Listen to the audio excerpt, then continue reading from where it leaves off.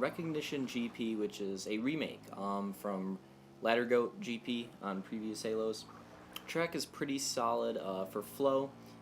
For flow, it's very good. That's basically the simple way to put it. This track, I can see why Armada wanted to remake it because it flows together nicely.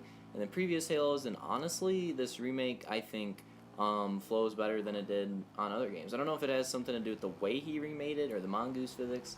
I'm not exactly sure, but when you figure out this track, some of the turns are really fun to learn and just rip laps on. For raceability, this track is very tight. It is a lot tighter than other GP or go-kart tracks, but I definitely do think it's raceable.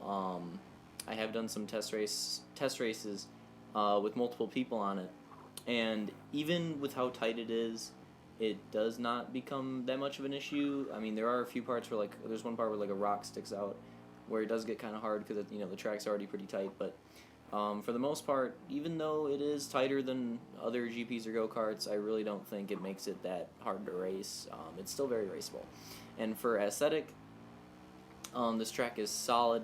It is a space track, but it does have the terrain, and it does really well recreate the feeling that you had on Ladder Goat in the previous Halos, so the aesthetic is definitely solid on this track. For rating, I would give it an 8.7. Just overall, very solid track. It's definitely fun, especially with how early it was. This track was made pretty early in the Forge coming out, and it still turned out very, very solid.